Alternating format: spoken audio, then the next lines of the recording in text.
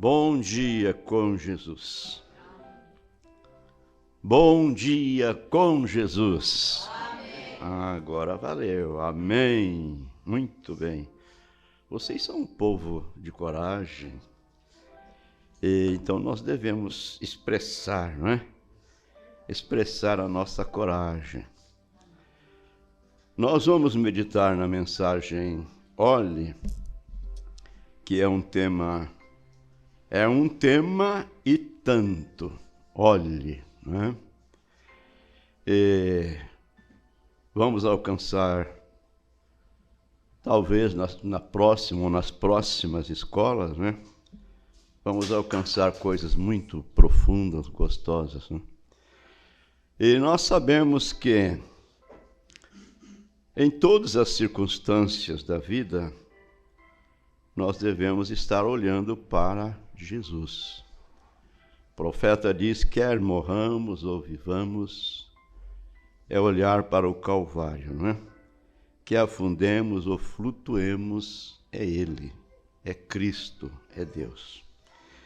E para meditarmos, vamos tomar a escritura que o profeta tomou, aos Hebreus, capítulo 9, a partir do versículo 24 até o versículo 28. Nós damos boas-vindas a todos, cumprimentamos nossos irmãos que estão nos ouvindo através da internet. Lá em Ubiratã, os irmãos conseguiram colocar uma internet lá, né? Quero ver se tiveram coragem de ir para a igreja de manhã com esse frio. Muito bem. Nós cumprimentamos a todos e desejamos que Deus continue abençoando a todos nós. Vamos ler.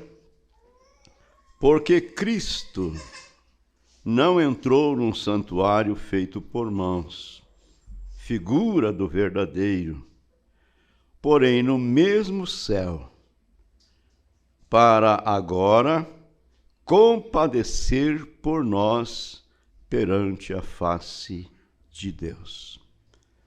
Medite bem na expressão deste versículo. Porque Cristo não entrou num santuário feito por mãos, como o sacerdote, o sumo sacerdote fazia, não é? Porém, no mesmo céu, para agora comparecer por nós perante a face de Deus. Nem também para a si mesmo se oferecer muitas vezes, como sumo sacerdote, cada ano entra no santuário com sangue alheio.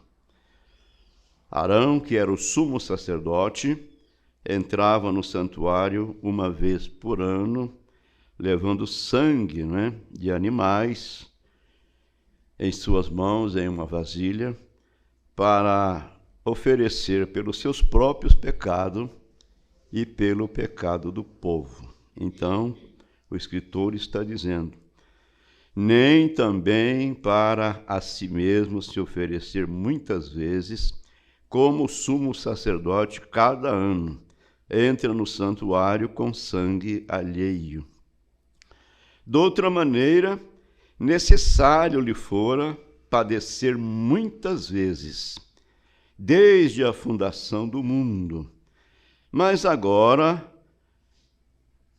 na consumação dos séculos, uma vez se manifestou para aniquilar o pecado pelo sacrifício de si mesmo. E como aos homens está ordenado morrerem uma vez, vindo depois disso o juízo, assim também Cristo, oferecendo-se uma vez para tirar os pecados de muitos, aparecerá segunda vez sem pecado aos que o esperam para salvação. Amém. Grande Deus, gostaríamos de encontrarmos palavras através das quais pudéssemos expressar a nossa gratidão ao Senhor.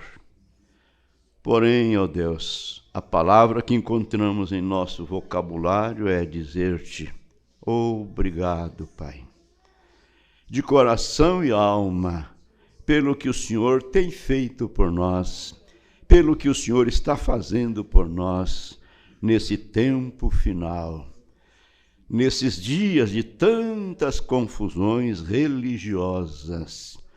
Mas, como diz-nos o teu servo profeta, o Senhor não nos deixou sem um testemunho verdadeiro. Aceita a nossa gratidão e sê conosco nesta manhã. Nós oramos, ó Pai, e nos colocamos nossas vidas no altar do Senhor. Venha nos ajudar em nossas necessidades. Oramos no nome do Senhor Jesus. Amém. Podeis assentar-vos.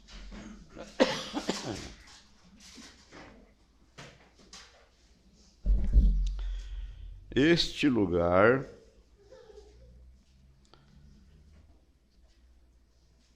é um tremendo lugar.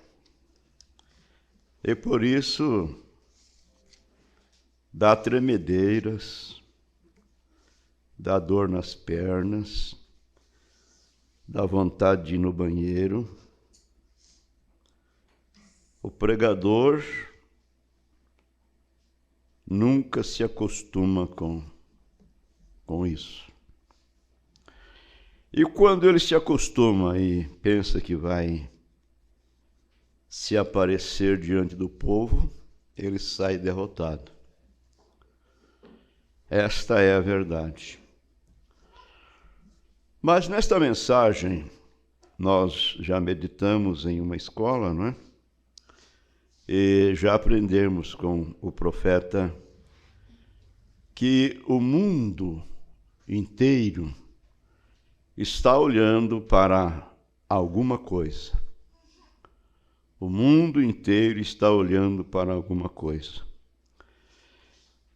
E nós, como um grupo de crentes reunidos hoje, nesta manhã, queremos fixar nossos pensamentos, nossos princípios sobre a vinda de nosso Senhor Jesus Cristo. Essa é a coisa principal para a qual nós devemos estar olhando, aguardando a Cristo, aguardando a sua vinda, porque não sabemos o dia nem a hora, porém nós cremos que ele virá, porque ele prometeu. E assim sendo, então, nós devemos estar orando e vigiando e aguardando por esta bem-aventurada hora. E ainda mais, o nosso profeta disse que Jesus virá em uma destas manhãs. Quer saber a hora? Entre as 6 e as 9 de alguma manhã. Afirmação de William Marion Branham. Agora, não sabemos se esse horário é o nosso, não é? O horário do Brasil, ou se é lá de outros lugares, de outras nações. Porém, ele virá. Então, nós devemos estar olhando para isto, enquanto o mundo está olhando para diversas coisas, as quais lhes interessa. Muito bem. Então, ele diz para nós: ele aparecerá uma segunda vez sem pecado para a salvação daqueles que o esperam, para a salvação daqueles que creem, que acreditam que ele virá. É o que nós lemos, não é? O escritor dizendo para nós: nós esperamos por Cristo pela segunda vez, para vê-lo como ele é.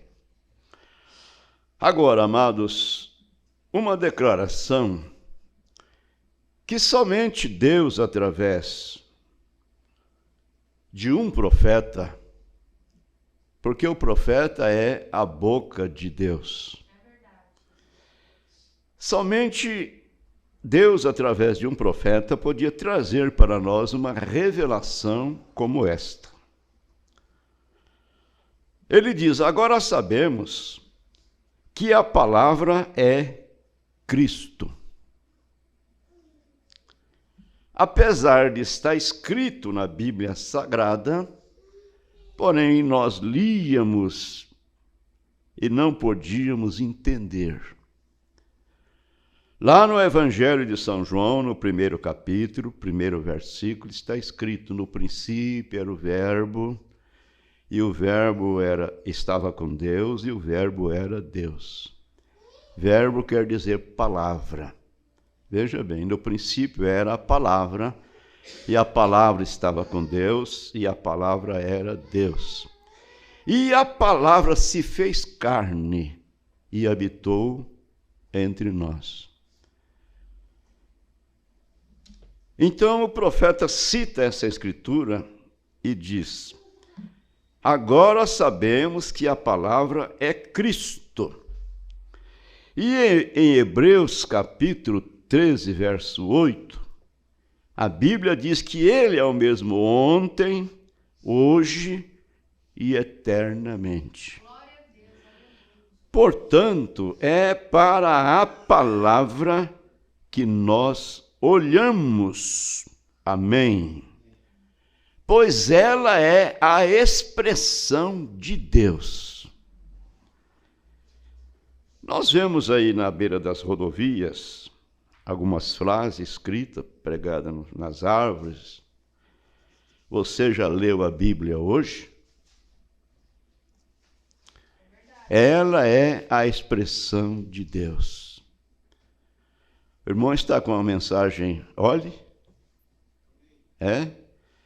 Irmão, é o parágrafo 40. O irmão Eli. Ele está procurando ali. Muito bem. Então é o 41. Então sabemos que a palavra é a expressão do que Deus era. E o que quer que ele tenha sido, ele sempre será. Ele permanece o mesmo, porque ele é eterno e não pode mudar. Amém. Agora, se essa palavra encontrou guarida no seu coração,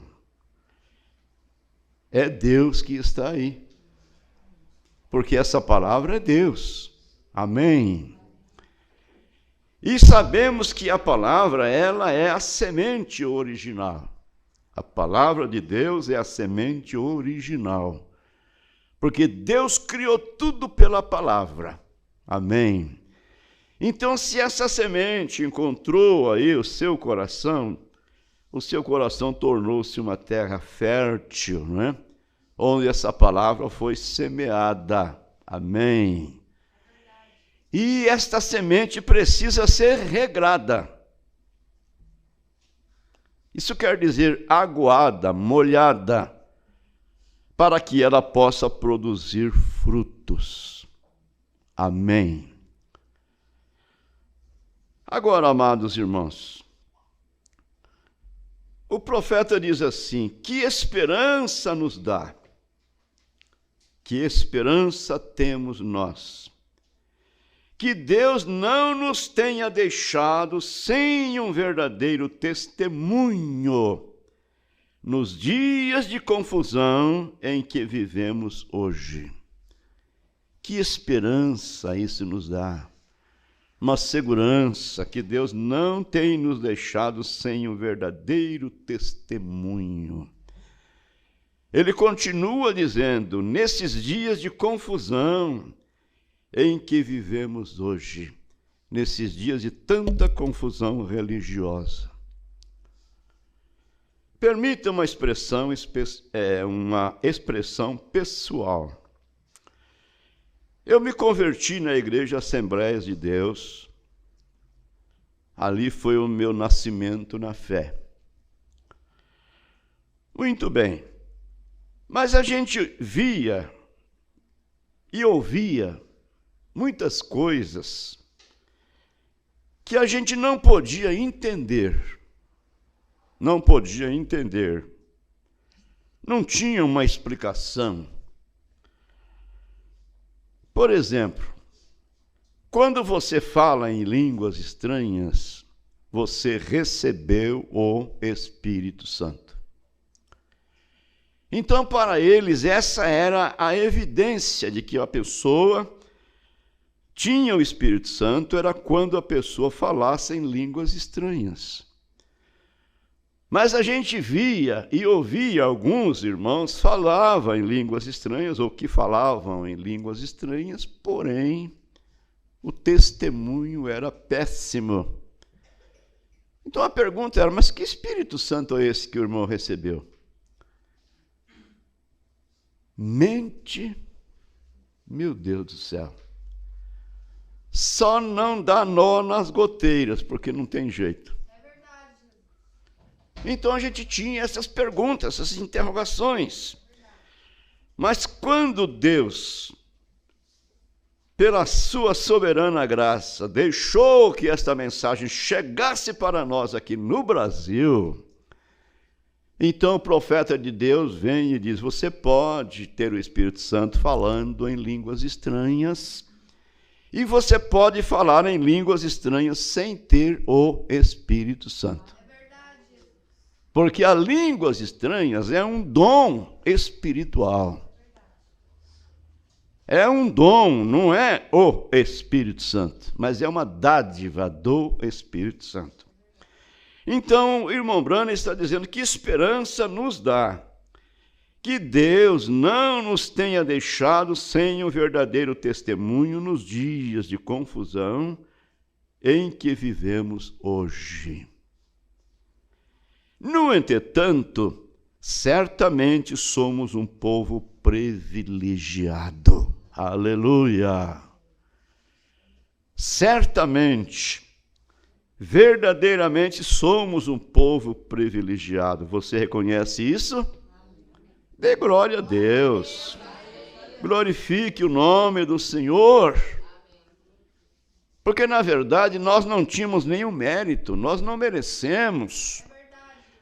O irmão Branham disse assim na mensagem Adoção, nós meditamos ontem, que ele diz, pai, ele não merece, ele não tem mérito, ele é uma pessoa, me esqueci a expressão, é, digamos assim, simples, mas eu os amo, amém. Então o amor de Deus nos alcançou.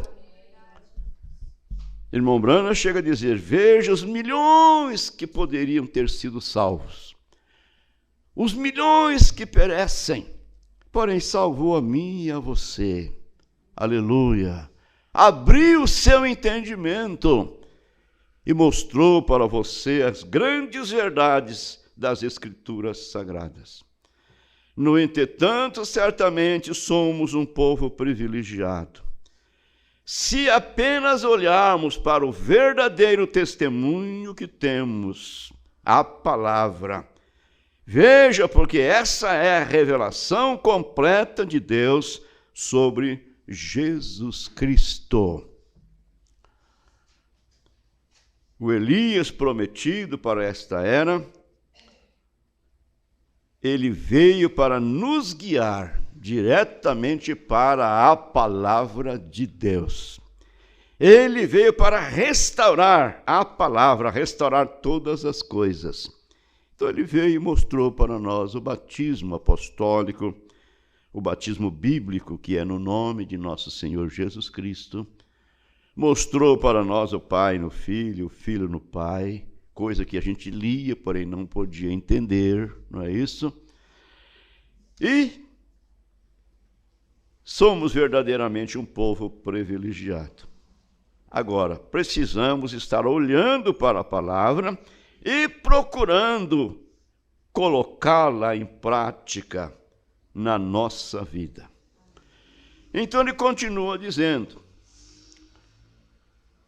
se apenas olhamos para o verdadeiro testemunho que temos, a palavra, veja, porque essa é a revelação completa de Deus sobre Jesus Cristo. E nada pode ser acrescentado ou tirado dela, porque é a revelação de Jesus Cristo. No livro de Apocalipse, no capítulo 22, vamos ler. Está muito fácil aqui, né? Olha.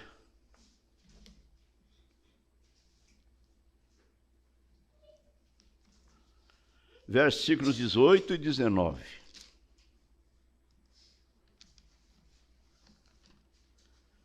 Tá fácil, mas demorei para encontrar, né? No último livro, capítulo 22, Apocalipse 22, 18 e 19.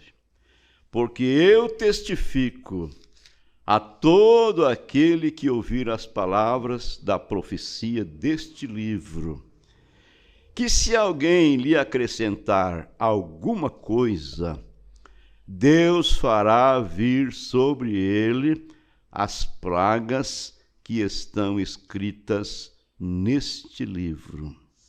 Se alguém acrescentar alguma coisa, esta é a sentença que virá sobre ele. E se alguém tirar qualquer palavra do livro desta profecia, Deus tirará a sua parte da árvore da vida e da cidade santa que estão escritas neste livro. Então não pode ser acrescentado, como também não pode ser tirado. Porque esta é a sentença. Agora nós vemos aí o mundo religioso em que nós estamos vivendo, a condição em que se encontram, não é?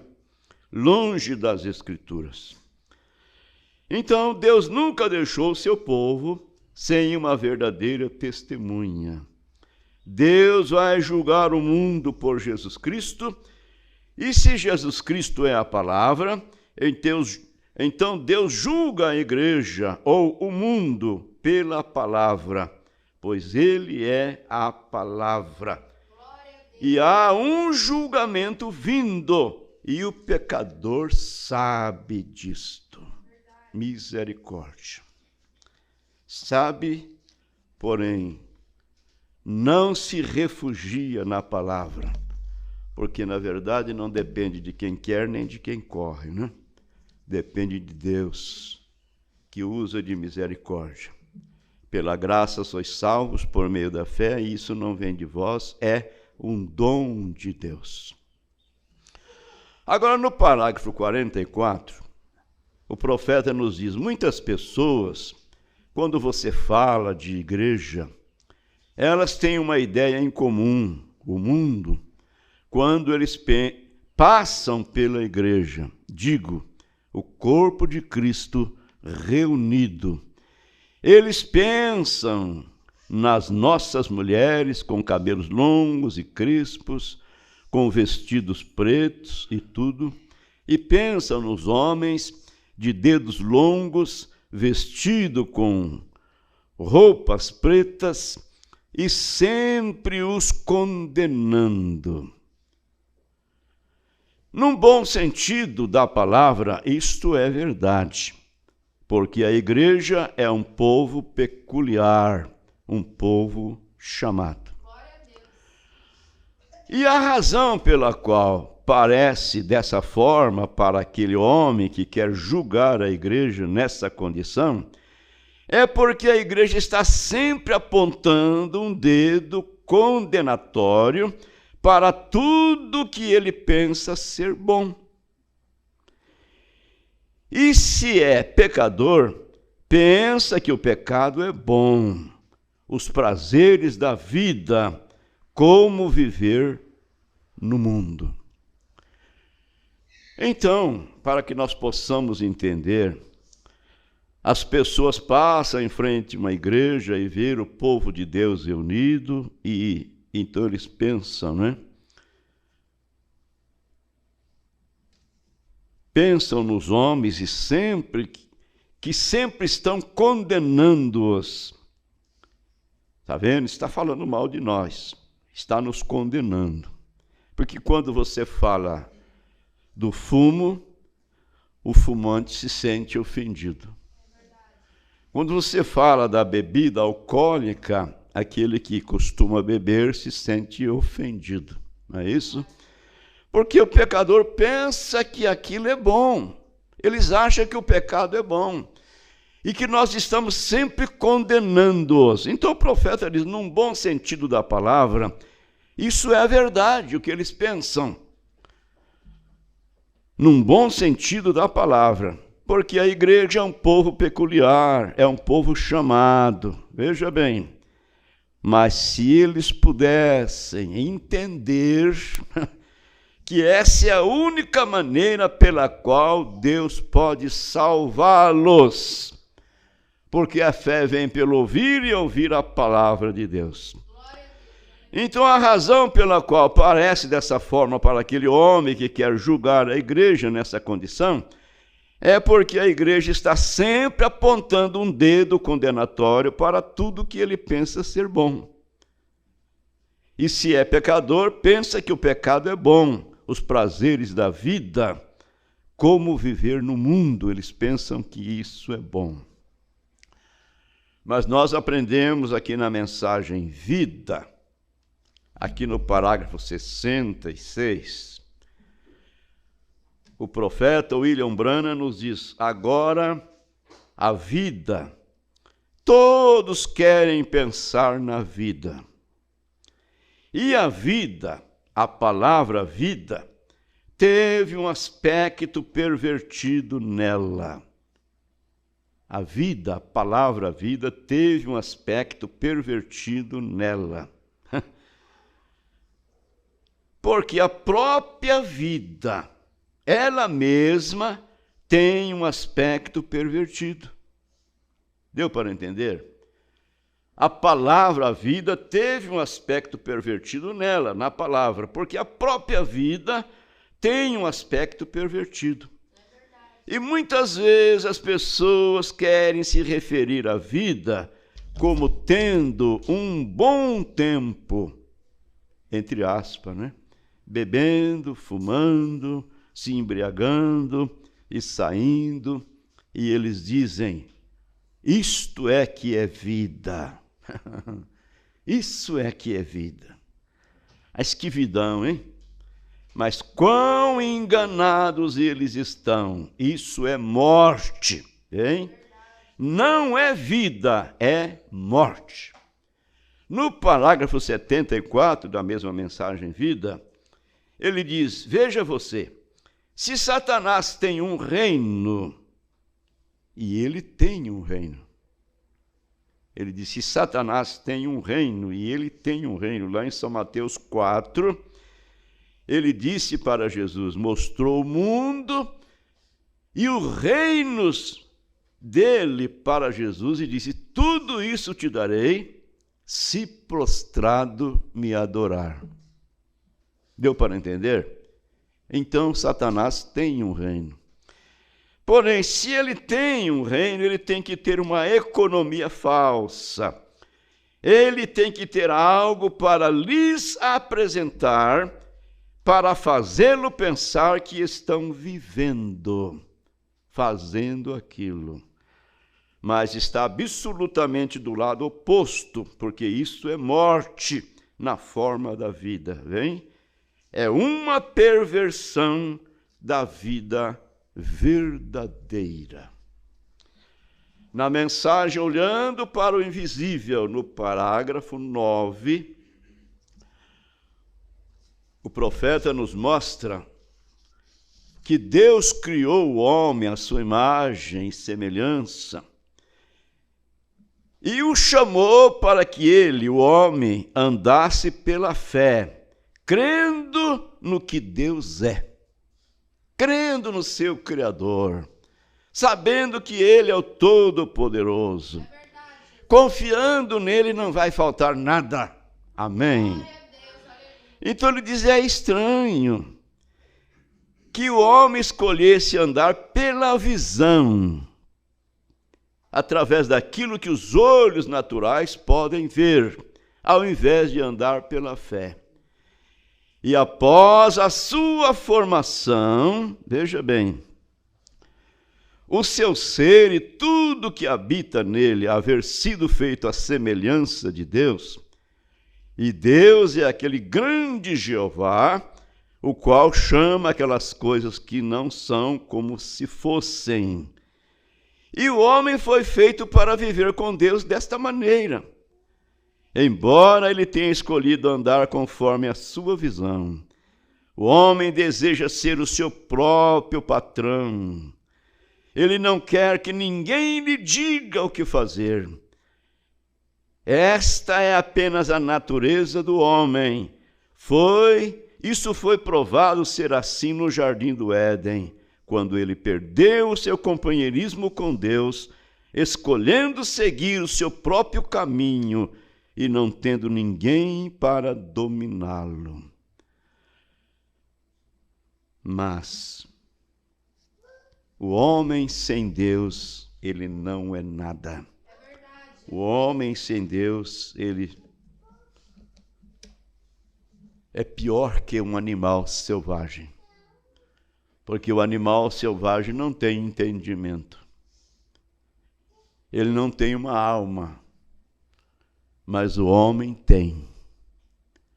O homem tem. Deus fez o homem com esta capacidade. Porém, amados, veja bem. Então, Deus criou o homem para o homem viver assim, crendo nele, confiando nele, sabendo que Deus suprirá todas as suas necessidades. Mas o homem quer viver de sua própria maneira, não é isso? Ele quer viver de sua própria maneira. Ele não quer que ninguém lhe diga o que fazer, como fazer ou não fazer. Ele quer ser o seu próprio patrão.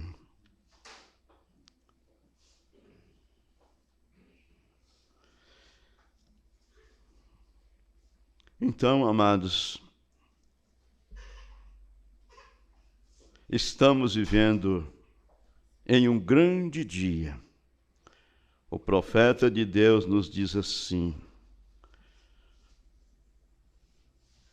quando a igreja se levanta e condena aquela coisa, ela parece um animal hediondo para ele, para aquele homem que acha que a igreja está só condenando-o. Ela parece um animal hediondo para ele. Mas se ele apenas souber, é a única maneira de Deus trazer a salvação para ele. Isso mesmo, é a única maneira.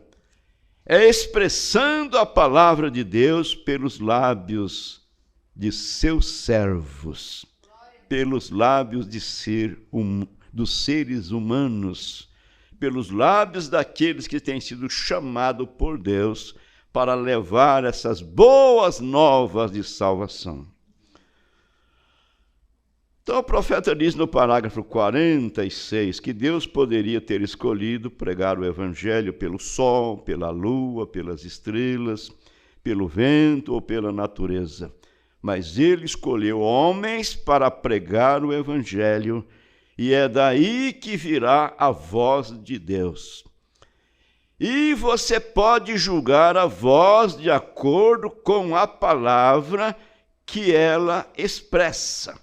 Eu disse no início que por detrás de cada olhe para tal coisa, olhe para isto, olhe para aquilo. Através de cada olhe há uma voz, chamando a sua atenção para olhar. Não é isso? Ele escolheu homens para pregar o evangelho, e é daí que virá a voz de Deus. E você pode julgar a voz de acordo com a palavra que ela expressa, de acordo com a palavra que aquela voz está expressando. Julgue-a através da palavra, através da Escritura Sagrada. Se está de acordo com a Bíblia, diga amém, não é? Se está fora das Escrituras, fique longe disto. Então você pode ver que tipo de voz você está ouvindo. Se for contrário à palavra, não dê ouvidos. Mas se é a palavra, então Deus tem o dever de apoiar aquela palavra e vindicá-la e torná-la verdade, porque Ele prometeu fazê-lo. Então estamos vivendo em um grande dia estas palavras de Cristo expressas. Amém. Oh, amados irmãos, é claro que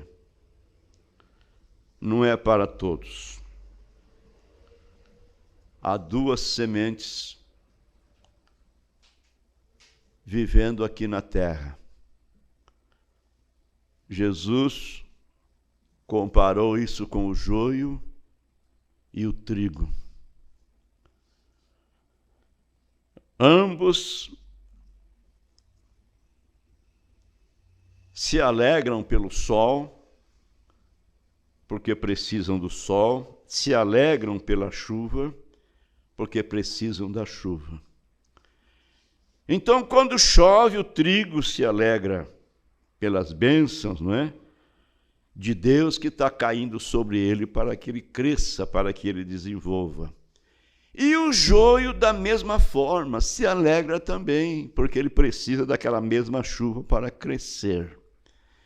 Então, ambos crescem no mesmo campo, com o mesmo sol, com a mesma chuva. Então os discípulos de Jesus disseram: Senhor, quer que nós iremos arrancar o joio? Não semeou tu boa semente no seu campo? Como, pois, tem joio no meio? Quer que nós iremos arrancá-los? Mas Jesus disse: não, deixe por ocasião da safra. Então colherão o joio e atarão em feixes para ser queimado, e o trigo será colhido e levado para o celeiro. Ambos estão vivendo aí na mesma terra, vivendo aqui no mundo, o joio e o trigo. E Deus é tão bom que faz com que seu sol se levante para o bom e também para o mal. Meu Deus. Quando Jesus veio ao mundo, ele era a palavra, ele mesmo. Ele não precisava escrever nenhum livro. Ele nunca escreveu um livro. Por quê? Ele era a palavra. Ele não precisava escrever sobre nada. Porque ele era sobre, ou melhor dizendo, porque era sobre ele que os outros escreveriam. Ele era a palavra.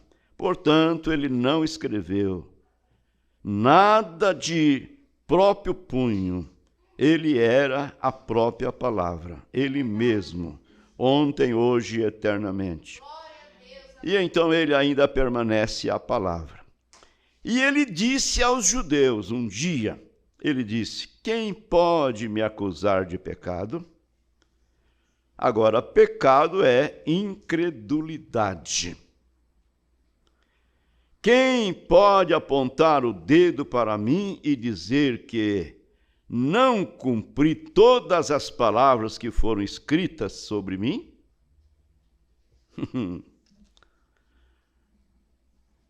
Profeta de Deus diz: não seria uma coisa gloriosa nesta manhã, meus irmãos e irmãs, se a igreja do Deus vivo pudesse se levantar e dizer, tal como Jesus disse: quem pode me acusar de pecado?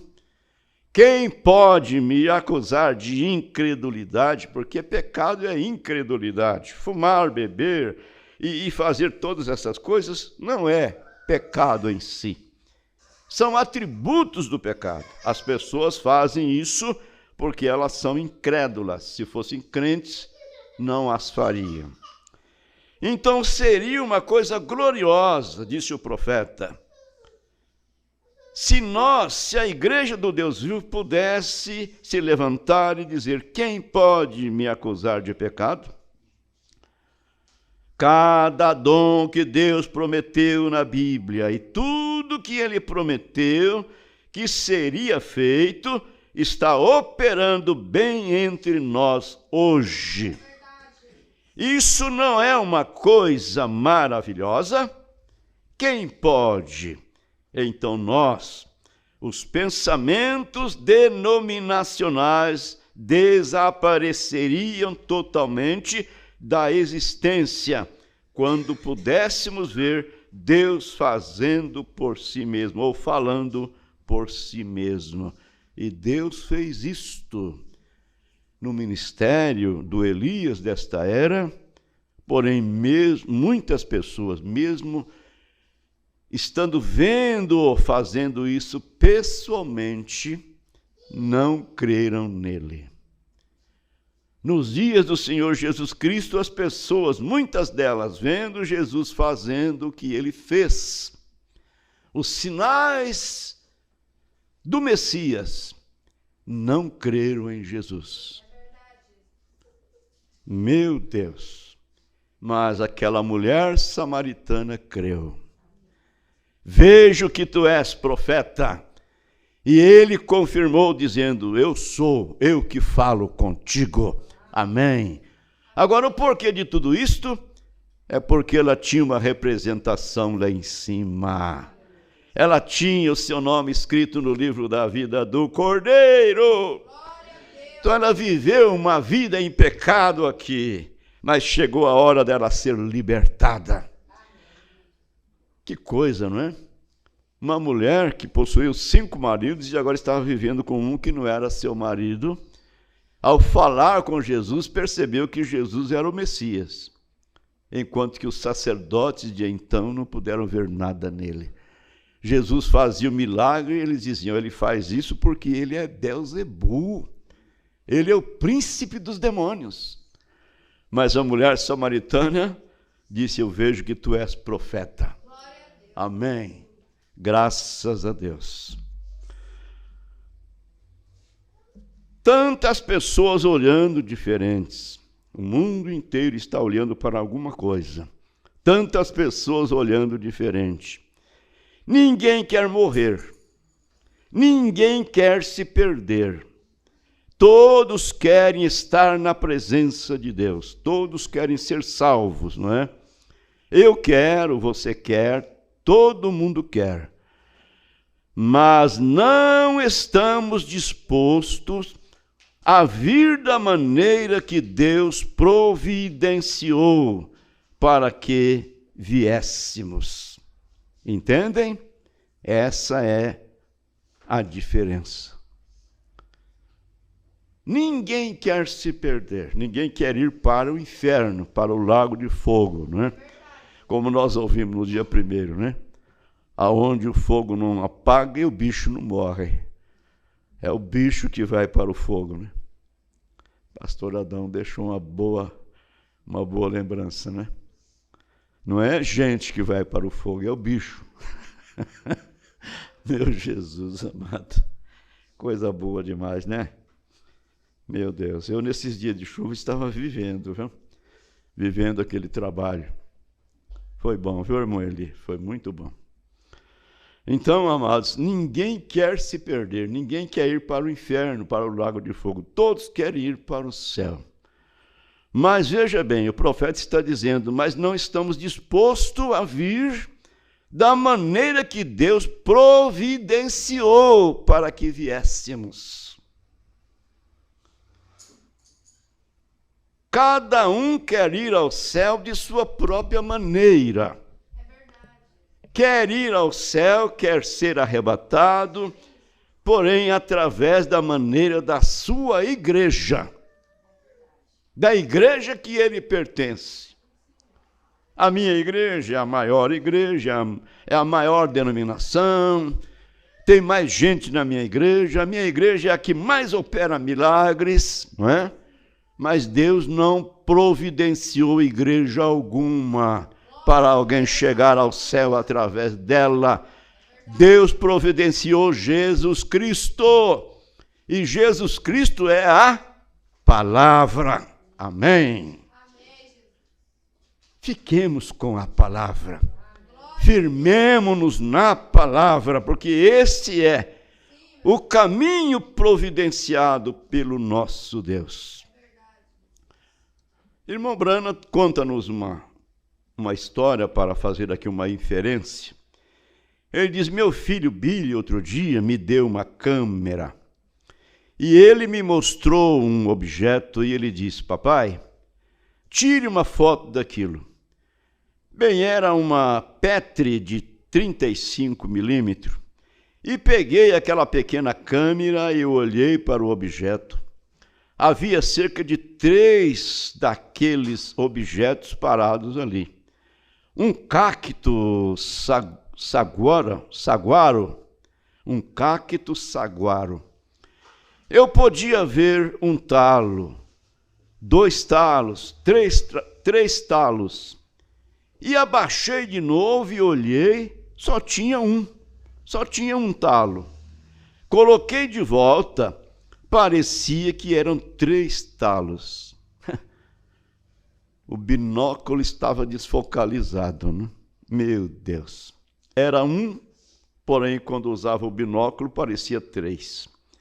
Ele disse: abaixei de novo e olhei, só tinha um talo. Coloquei de volta, parecia que eram 3 talos. Bem, é assim que às vezes perdemos o foco. É assim que às vezes perdemos o foco.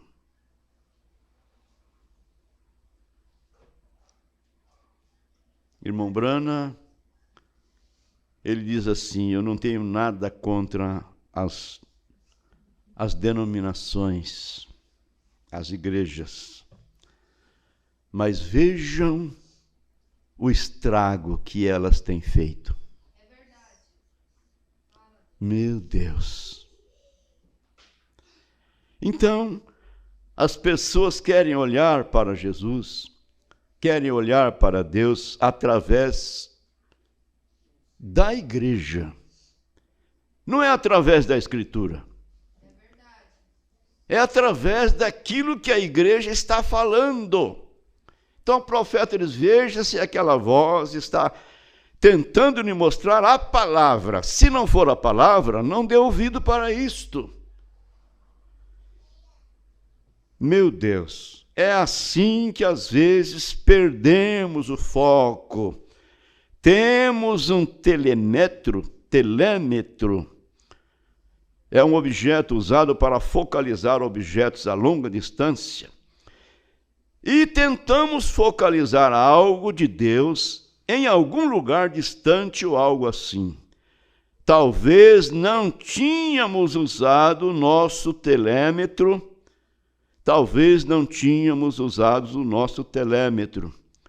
Deixe o Espírito Santo tirar nossas ideias de nós mesmos e da teologia da nossa igreja, e deixe o telêmetro entrar e nos conectar. Você não verá 3 ou 4, você verá um objeto de Deus, entende? São João 10:30, Jesus disse: eu e o Pai somos um. Amém. Eu e o Pai somos um. Então aí encerra o assunto. Mas a verdade, a igreja está mostrando 3 para as pessoas. 3 pessoas distintas na divindade. O Pai é uma primeira pessoa, o Filho uma segunda pessoa e o Espírito Santo uma terceira pessoa. Mas quando voltamos para a palavra, então nós vemos que Jesus Cristo foi gerado por obra e graça do Espírito Santo. Amém. Então, o que eles dizem que é a terceira pessoa é o Pai de Jesus, é o Pai da segunda pessoa. Quando Jesus disse, ele mesmo disse que ele é filho de Deus. Então, Jesus teria dois pais. Um que ele o chamou de pai e o outro que o gerou. Não. Eles falham em ver que Deus é Espírito. E Deus é Santo. E só há um Espírito Santo. E esse é Deus. Portanto, Jesus foi gerado por obra e graça do Espírito Santo. Então, o Pai de Jesus é Deus. Jesus Cristo é o Filho de Deus. Não há nenhuma sombra de dúvida que há um Deus com três ofícios, um Deus com três manifestações, um Deus que é Pai, que é Filho, que é o Espírito Santo, porém uma pessoa, e essa pessoa é a pessoa bendita de nosso Senhor Jesus Cristo, o qual foi Deus Espírito feito carne, habitando em nosso meio. É verdade, Jesus. Está tão simples para aqueles que têm um pouquinho de luz, não é? Para aqueles que têm a revelação do Espírito Santo. Então, olhando pela mesma câmera, um homem pode ver alguma coisa, mas sua própria inteligência lhe diz que há apenas um talo ali, vê? Mas é assim que o Espírito Santo faz. Se apenas permitimos que ele faça o que quer, isso tomará a própria palavra e a colocará em foco, onde perceberemos o que estamos olhando então. E então você descobrirá, talvez, que as pessoas estão tentando te mostrar algo. Não seja tão errado, afinal, vê você. Se você apenas deixar o telêmetro atuar, a própria palavra, começar a mostrar a palavra em manifestação, a própria palavra, começar a mostrar a palavra em manifestação. Amém.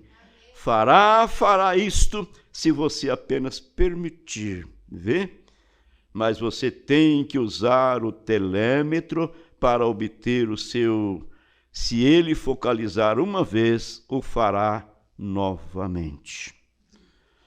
Amados irmãos, somos um povo feliz, estamos alegres, como o profeta disse, não é? Que esperança temos nós que Deus não tem nos deixado sem um verdadeiro testemunho. Se Deus não tem enviado Elias para restaurar sua palavra, onde estaríamos nós? Você já pensou nisso? Onde estaria você? Eu sei que, por certo, não estaria em nenhuma destas igrejas, porque não estaria concordando com a doutrina delas, não estaria concordando com os ensinamentos dela. Mas Deus nos enviou um verdadeiro testemunho, o Elias para restaurar a sua palavra, o Elias prometido em São Mateus 17, versículo 11. Em verdade, Elias virá primeiro e restaurará todas as coisas. Então olhe para a palavra e veja se isto é ou não é a verdade. Meu Deus. É assim que o Espírito Santo faz. Se apenas permitimos que ele faça o que quer. É simplesmente nos entregarmos a ele, tirar nossas próprias ideias, nossos próprios pensamentos, não é isso? E olhar para a Bíblia, ler as Escrituras em espírito de oração, dizendo: Senhor, abra o meu entendimento. Senhor, tenha misericórdia de mim. Quando eu ouvi a mensagem do William Marion Branham através do programa Fé para Vencer, eu comparava aqueles programas, aquela pregação com a Bíblia Sagrada e eu via que era a verdade. E eu ia para a igreja dizia para mim, falso profeta.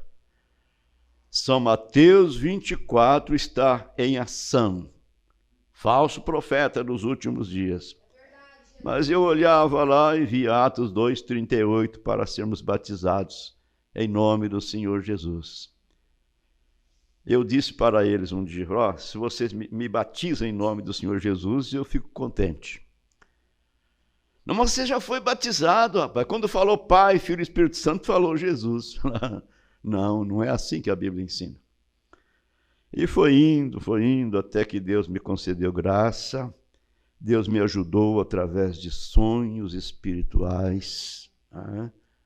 Ele me deu 3 sonhos. E me impulsionou. Criei coragem. Me batizei em nome do Senhor Jesus Cristo.